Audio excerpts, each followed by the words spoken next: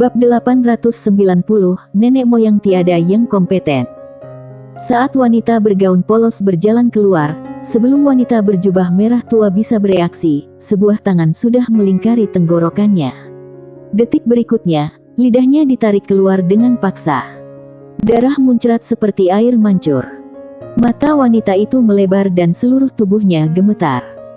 Pada saat ini, wanita bergaun polos memberikan sedikit tenaga pada tangan kanannya. Celepuk. Kaki wanita itu melunak dan dia berlutut di tempat. Wanita bergaun polos menoleh untuk melihat ke arah ketua aula ke-8, matanya sedingin es. Kaki ketua aula ke-8 melunak dan dia berlutut, mengangkat tangannya, dan berkata dengan suara gemetar, "Aku menyerah." Menyerah. Ketika dia melihat keadaan menyedihkan dari ketua aula ke-5, ketua aula ke-8 menjadi gila. Sial. Buset. Astaga. Apakah ini masih manusia? Itu adalah ketua aula ke-5. Selain itu, dia adalah orang yang sudah melalui setidaknya 1 juta bencana kosmik, tetapi dia bahkan tidak mampu melawan di depan wanita bergaun polos ini. Dia bahkan tidak punya kekuatan untuk melawan. Hati tahu ketua aula ke-8 runtuh. Melawan. Tidak, dia sama sekali tidak punya ide untuk melawan. Di hadapan wanita ini, dia hanya merasa putus asa, frustasi. Menyerah. Astaga. Ganti majikan.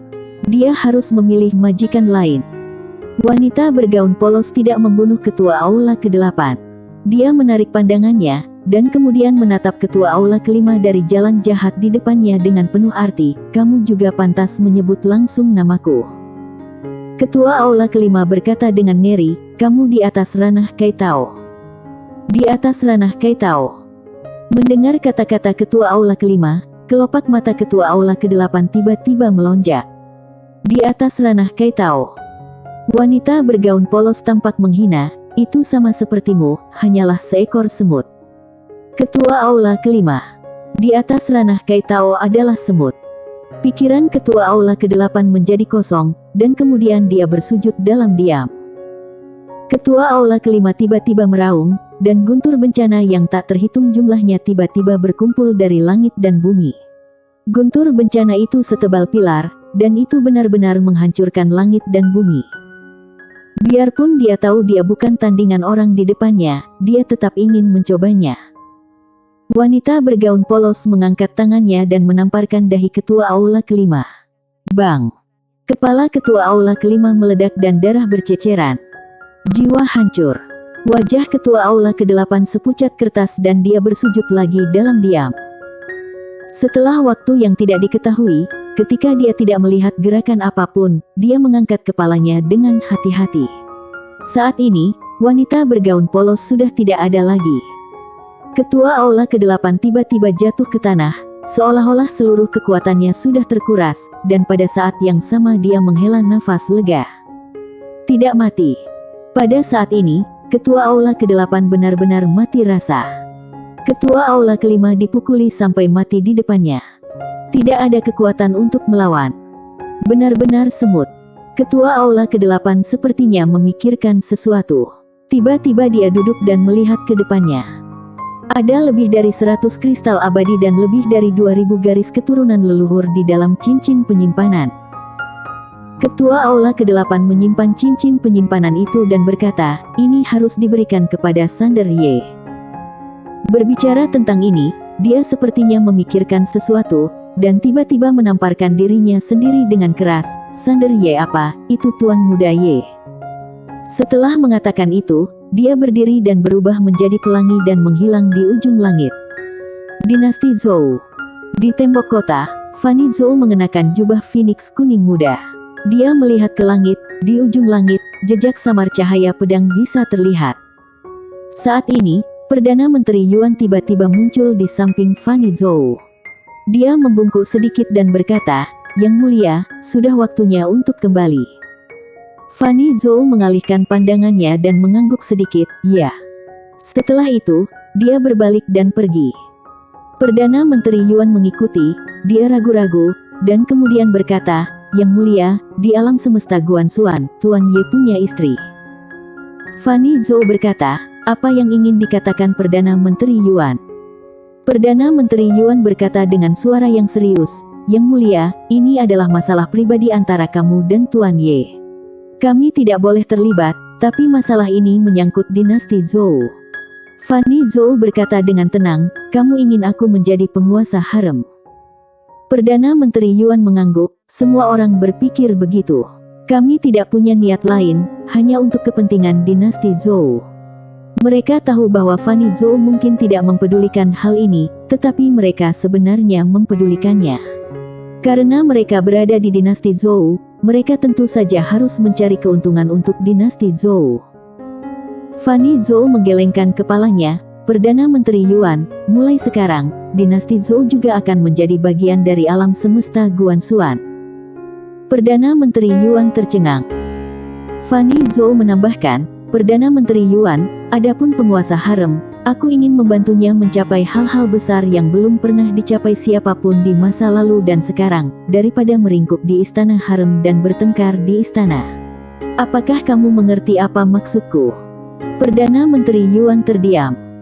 Fanny Zhou menambahkan, "Kamu sampaikan perintahku, dinasti Zhou akan sepenuhnya mulai berintegrasi dengan alam semesta Guanxuan. Selain itu, Nona Xiara akan mengirim seseorang untuk membangun paviliun Xianbao. Perdana Menteri Yuan yang mengurus masalah ini. Ingat, bekerja sama sepenuhnya." Setelah itu, dia berbalik dan pergi. Di langit berbintang yang luas, Sander Ye terbang dengan pedangnya. Tujuan perjalanannya adalah domain naik surga, tempat yang ingin dikunjungi oleh para master di ranah Kai Tao tetapi tidak berani pergi. Pertarungan sebenarnya. Dia sekarang membutuhkan banyak pertarungan sebenarnya, dan dia perlu melatih kekuatan dan keilahiannya melalui pertarungan. Adapun Trako dan lainnya, mereka semua mengambil buah dao abadi dan berlatih di pagoda kecil. Setelah waktu yang tidak diketahui, Sander Ye tiba di langit berbintang yang sunyi. Dia mendongak dan melihat bahwa galaksi benar-benar sunyi, dan di ujung pandangannya, ada penghalang tak terlihat. Batas alam semesta. Sander Ye terbang dengan pedangnya dan langsung menuju batas alam semesta. Dan saat dia hendak mendekati batas alam semesta, sebuah kekuatan misterius tiba-tiba jatuh dari langit dan menekannya di tempatnya. Sander Ye membuka telapak tangannya, dan jiwa pedang melesat ke langit. Bang! Pemaksaan itu langsung dipotong-potong.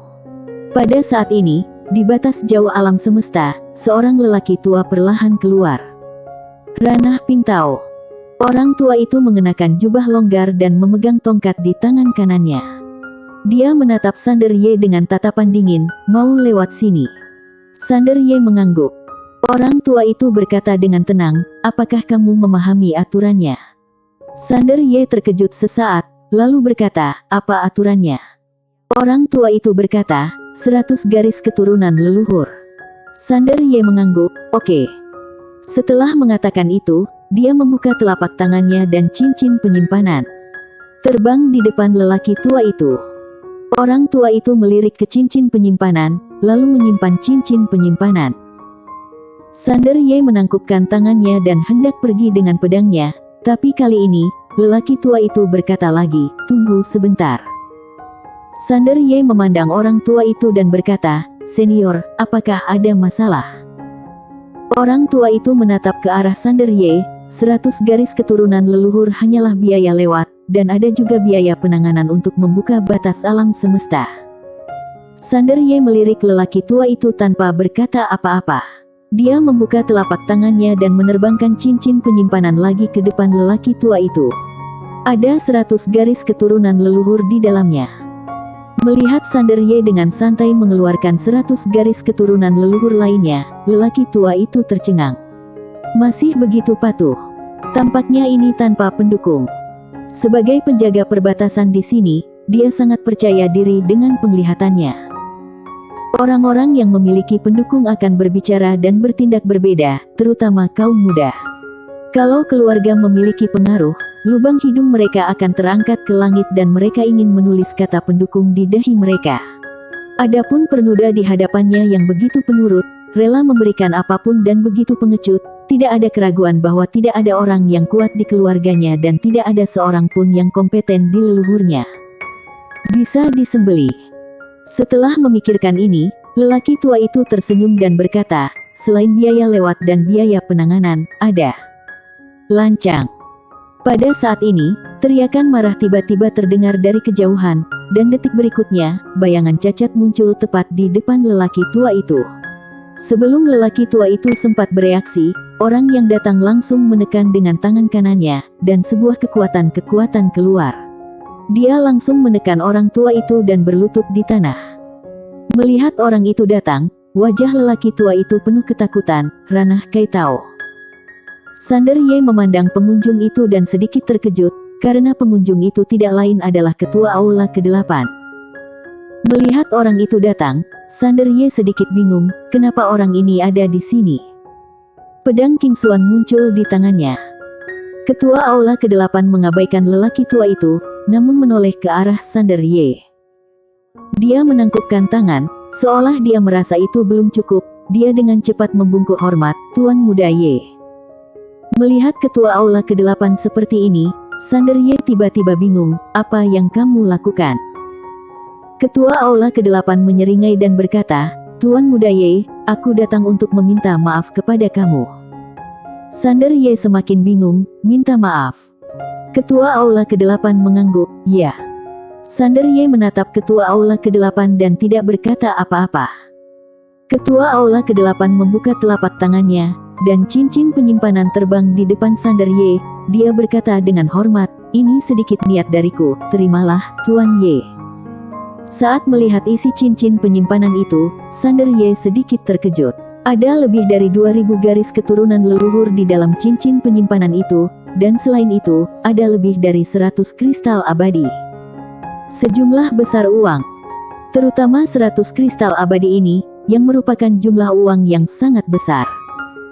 Sander Ye memandang ketua aula ke-8, dia masih sedikit bingung. Dia bingung menghadapi orang ini. Meminta maaf. Memberikan hadiah tanda maaf. Operasi apa? Tapi melihat sikap orang ini, sepertinya dia tidak palsu. Ketua aula ke-8 hendak berbicara. Pada saat ini, aura menakutkan tiba-tiba datang dari batas yang jauh. Ketua aula ke-8 berbalik dan melihat.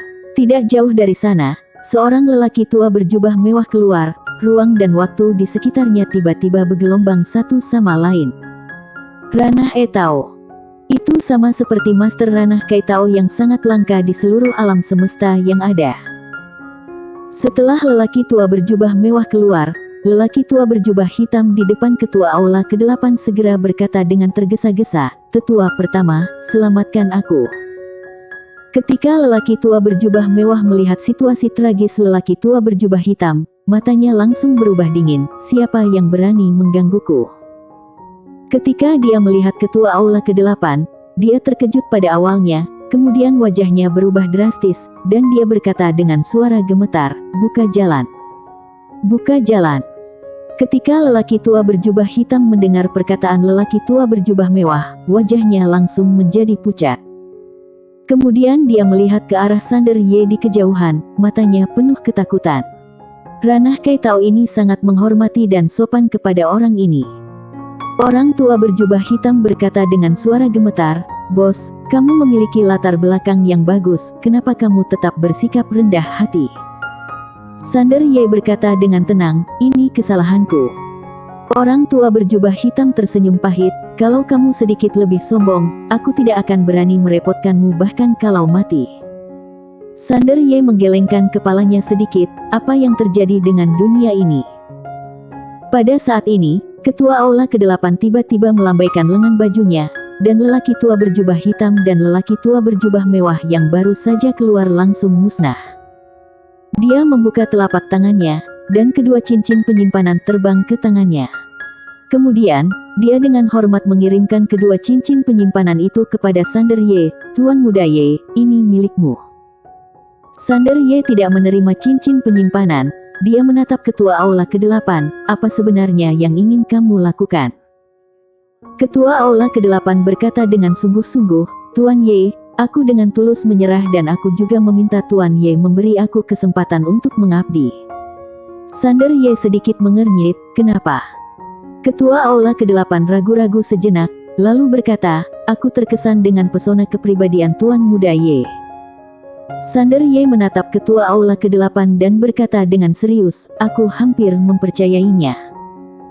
Ketua aula ke-8 menyeringai, lalu berkata, "Tuan Muda Ye, aku dengan tulus menyerah. Kalau kamu tidak percaya, aku bisa menyerahkan secercah jiwa aku kepada kamu." Sander Ye mengulurkan tangan kanannya. Ketua aula ke-8 tidak ragu sama sekali dan langsung melepaskan sebagian jiwanya ke tangan Sander Ye. Sander Ye mengerutkan kening. Apakah orang ini gila? Benar-benar menyerah. Apakah dia benar-benar terkesan dengan karisma dirinya? Bersambung.